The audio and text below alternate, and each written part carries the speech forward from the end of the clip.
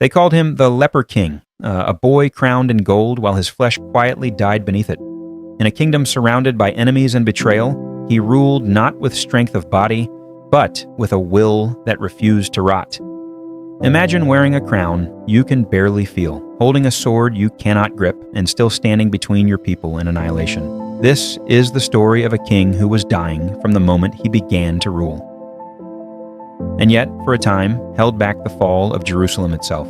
If stories like this move you, stories where power, suffering, and fate collide, subscribe now, because some histories deserve to be remembered in full.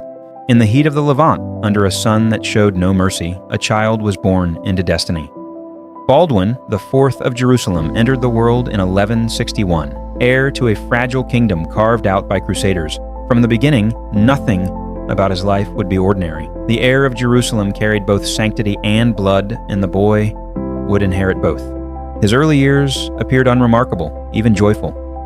Tutors noted his intelligence, his calm temperament, his curiosity, but one moment changed everything.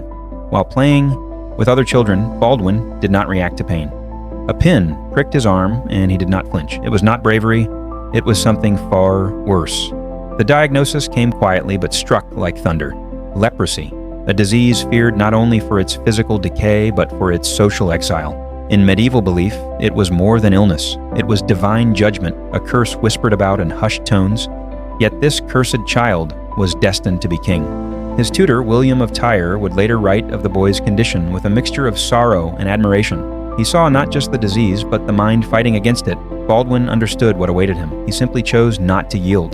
By the age of 13, Baldwin wore the crown. A boy king, fragile in body but surrounded by seasoned men hungry for power. Regents and nobles circled him, some loyal, others calculating. The throne was not just a seat. It was a battlefield. Jerusalem itself stood on the edge of collapse. To the south and east rose the growing power of Saladin, a man uniting Muslim lands under a single banner. He was patient, strategic, and relentless. He watched the boy king carefully. As Baldwin aged, the disease spread. Numbness crept through his limbs. His hands weakened. His face began to change, slowly erasing the features of youth. But while his body failed, his mind sharpened. He studied war. He studied politics. He prepared. Many doubted him. A dying king, they whispered, could not defend a kingdom. Some nobles schemed openly, positioning themselves for the inevitable succession. They saw Baldwin as temporary. They were wrong. At 16, Baldwin did what many believed impossible. He rode into battle. Carried on horseback, his body failing, he faced Saladin's forces at the Battle of Montgisard. The odds were overwhelming. The outcome should have been certain. But history does not always obey expectation. Against all logic, Baldwin's army struck with ferocity. Saladin's forces were caught off guard, scattered, broken. The Leper King had defeated one of the greatest commanders of his age. The victory echoed across the region. A dying king had achieved what stronger men feared to attempt. For a moment, Jerusalem breathed again. For a moment, Baldwin's illness seemed almost irrelevant. But disease does not negotiate. It does not retreat. After Montgisard, Baldwin's condition worsened. His vision began to fail. His hands could no longer hold a sword. The crown grew heavier with each passing year. Inside the court, tension deepened. Questions of succession became urgent. Baldwin had no heirs, and his sister Sibylla of Jerusalem became central to the future of the kingdom. Her marriages would shape destiny. Political alliances formed and shattered like glass. Nobles argued, plotted, betrayed.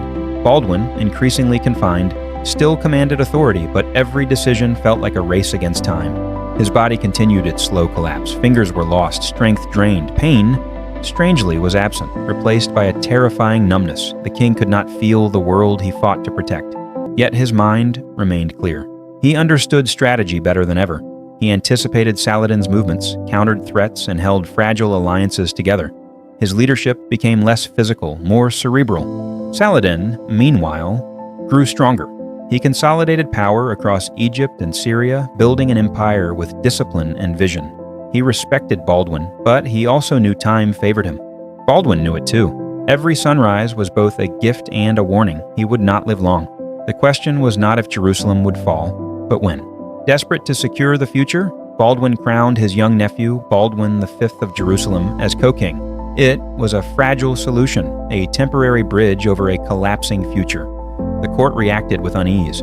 A child king and a dying king. It was not stability, but delay.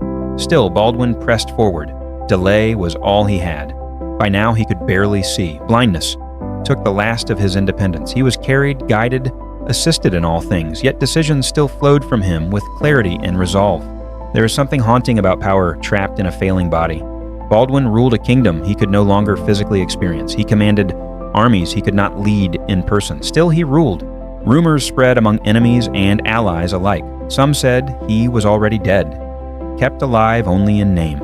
Others believed his survival was divine intervention. Both were wrong. It was will.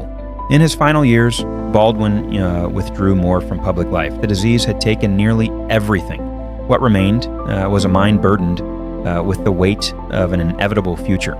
Jerusalem stood, but barely. Its defenses weakened, its unity fractured. Baldwin's presence had been the glue holding it together. Without him, cracks would widen into collapse. In 1185, the end came. Baldwin IV died at just 23 years old. A king who had ruled nearly his entire life while dying slowly, piece by piece. His death did not bring peace. It brought acceleration. The fragile structures he maintained began to crumble almost immediately. Rivalries intensified. Stability vanished. Within 2 years, Saladin would achieve what he had long prepared for. Jerusalem would fall after the Battle of Hattin. The kingdom Baldwin fought to preserve would slip from Christian control. History remembers Baldwin not for what he lost, but for what he delayed. Against impossible odds against his own body, he held back collapse longer than anyone thought possible. And so the image remains. A king who could not feel his own flesh, yet carried the weight of a kingdom. A ruler whose body decayed while his resolve hardened.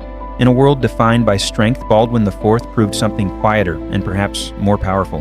That even in the face of inevitable ruin, defiance can still shape history.